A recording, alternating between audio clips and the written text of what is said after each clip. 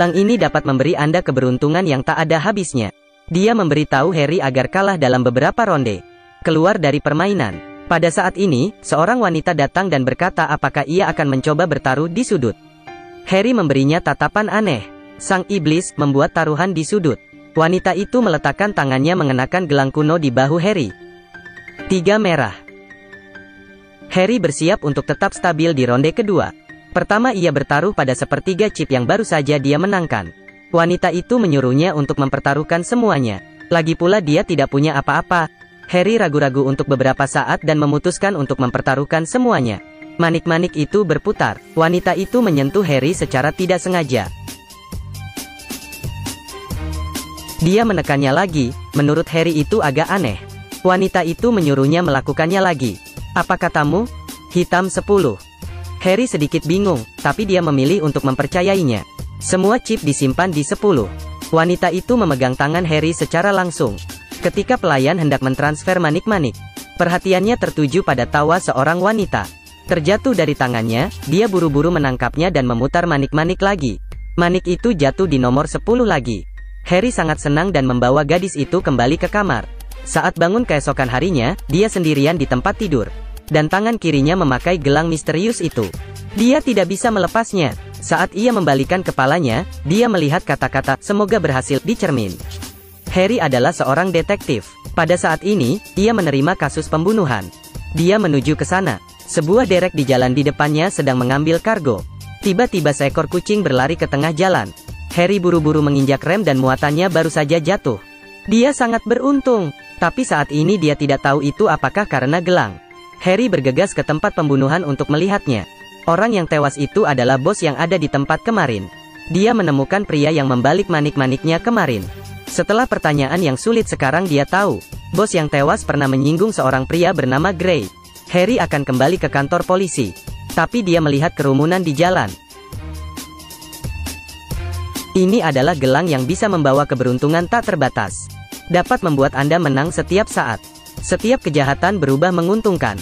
Tetapi sementara Anda beruntung, orang-orang di sekitar Anda mungkin tidak beruntung. Seorang gadis sedang mengendarai sepeda ke sekolah. Seseorang di sisi jalan mundur dan secara tidak sengaja melirik koran. Kemudian layar berubah dan Harry bergegas ke rumah sakit. Itu adalah putri Harry yang ditabrak mobil. Untungnya, dia tidak terluka parah. Wanita itu datang sebelum malam. Dia memberitahu Harry bahwa kamu dalam bahaya sekarang.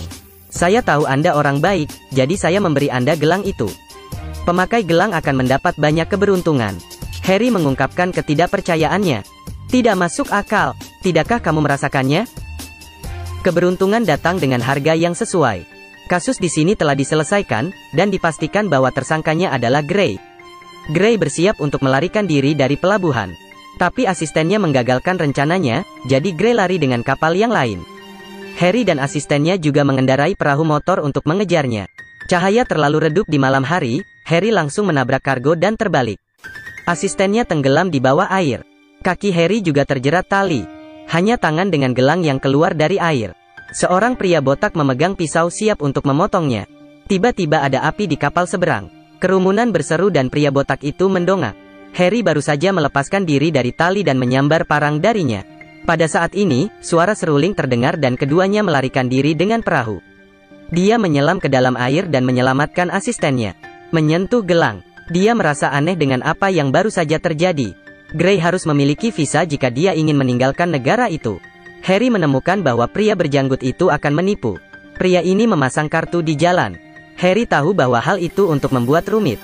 Tidak akan membiarkan Anda menebak dengan mudah. Dia ingin mencoba kekuatan gelang. Kartu terus berganti, Harry memilihnya dengan santai, dia menang. Pria berjanggut itu sedikit tidak puas. Sekali lagi, dia menang 4 kali. Ya, bagaimana? Harry setuju, menekan tangannya lagi, dan menang lagi. Pria berjanggut itu berpikir hal itu luar biasa. Satu permainan lagi. Ayo main lagi, tidak ada uang, oke? Ya. Harry tidak melihat kartunya kali ini, tetapi terus menatap pria berjanggut itu. Setelah mengacak, Harry memilih satu secara acak. Masih kartu Ki. Bagaimana itu mungkin? Harry berjalan bersama dan menelponnya. Menyergap rumah pria berjanggut menurut lokasi telepon. Begitu pria berjanggut itu kembali, dia dijatuhkan ke tanah oleh Harry. Di bawah ancaman, dia mengetahui lokasi Gray. Harry mengerti bahwa gelang memang bisa membawa keberuntungan. Jadi dia datang ke trek balap anjing. Dia ingin menguji apakah gelang itu benar-benar luar biasa. Game pertama dia menangkan dengan mudah. Di game kedua, dia memilih anjing No. 1 untuk menang.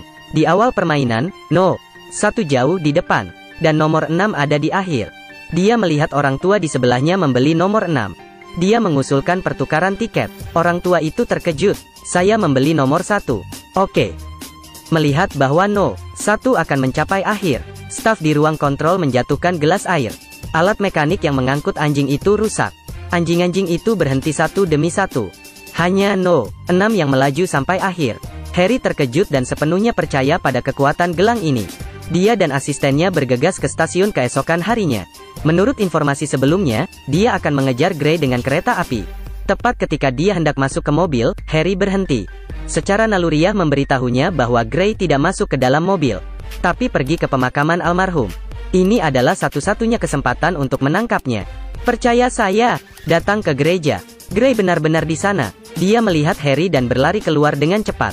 Harry tidak sekuat dia. Dalam sekejap mata, Gray berlari menaiki jembatan layang. Harry hanya bisa mengambil jalan pintas jika dia ingin menangkapnya.